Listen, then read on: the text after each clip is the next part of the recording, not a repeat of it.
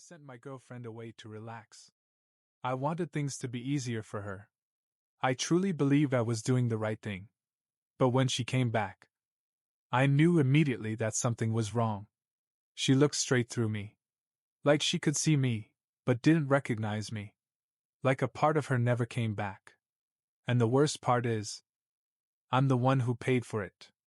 I truly believed I was doing the right thing. That I was being attentive.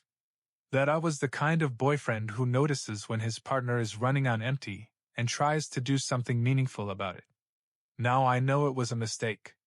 Every part of it. And I don't shy away from the fact that this all started with my decision.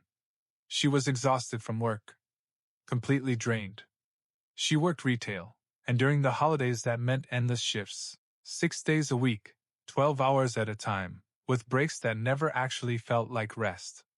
Every night she came home complaining about aching feet, pounding headaches, and a constant mental fog that never seemed to lift.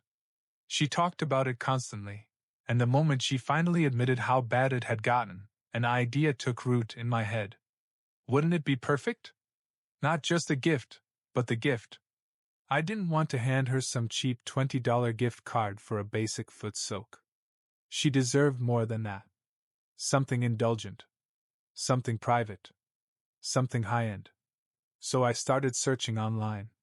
For nearly half an hour all I found were sketchy massage parlors with blurry photos and questionable reviews. Places I'd never feel comfortable sending her. Then I found it. Ebon Vale. The name sat boldly at the top of the page. Beneath it was a deep black background, broken only by sharp white text stretching across several paragraphs. We believe pain and exhaustion are caused by darkness accumulated within the soul of what was once a pure vessel. At Ebon Vale, we do not mask the problem, we remove it at its source. Our process ensures guests leave not only relieved, but renewed. Our specialists guarantee satisfaction in every sense. I remember lingering on that last line and thinking, please don't be some kind of weird happy ending place. Still, everything else looked legitimate. Clean design. Professional language. No obvious red flags. Except the price. The premium package came in just under $450. But in my admittedly naive boyfriend logic, expensive meant quality. I called the number listed on the site. A woman answered immediately. Her voice was calm, firm, and oddly rehearsed. Ebon Vale. Where tension finds its end. How may I assist you? I explained that I was calling about the premium session. There was a pause. Keyboard clicks. Ah, yes. Donovan, correct? I see you recently visited our website. Would you like to schedule an appointment? That caught me off guard. Wait, how do you know my name? We carefully monitor visitor activity, she replied evenly. It's part of our service. I tried to question that, but she smoothly redirected the conversation. What date were you considering? It's for my girlfriend, I said. Let me check her schedule. I pulled up her work calendar, scanning for any free day. Almost immediately she spoke again. For your convenience, we are open on Christmas Day. Perfect. All right. 7 p.m. Scheduled. 7 p.m. on Christmas. At that exact moment, my girlfriend burst into the room in tears. I hung up instantly and went to her. She was at her breaking point. I hate that place, she sobbed, kicking off her heels. I hate everything about it. I held her and told her what I truly believed at the time. You won't be there much longer. I promise. We'll find something better. She looked up at me. You promise? I do. That night we stayed in bed together, watching her favorite show and sharing popcorn. She barely made it through half an episode before falling asleep in my arms. Her body twitched slightly as she slept, pure exhaustion.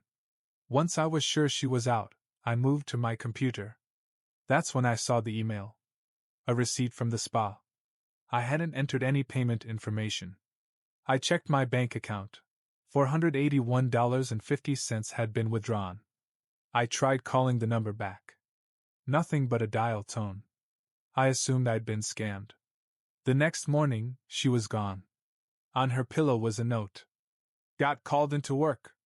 Be home soon. That should have explained everything. Except it was Christmas. Her store was closed. Panic hit immediately. The living room was untouched. Gifts still sat beneath the tree. But the front door, it had been kicked in. The handle hung loose. I called 911. Despite the broken door and her disappearance, the police told me they couldn't act right away. Adults are allowed to leave. I'd have to wait.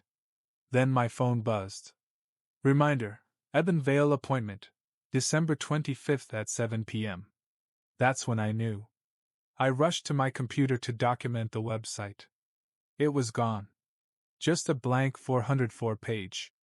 The next day was hell. Silence. Decorations mocking me with cheer that no longer existed. The police dismissed me again, suggesting she needed space. By December 26th, I hadn't slept in nearly 18 hours. When they finally searched the house, I was too exhausted to argue. I handed over my laptop.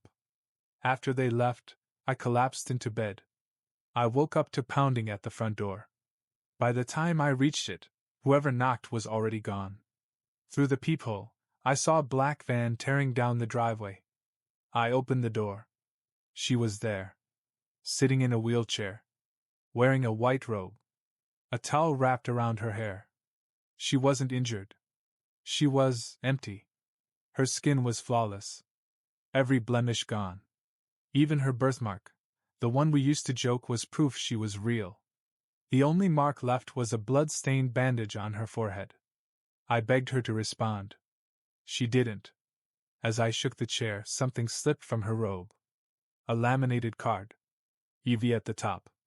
It read, "Session complete. Thank you for choosing Ebenvale. Happy holidays." And that was when I broke. If you enjoy stories like this, make sure to subscribe to the channel and leave a like. It really helps more people find these stories.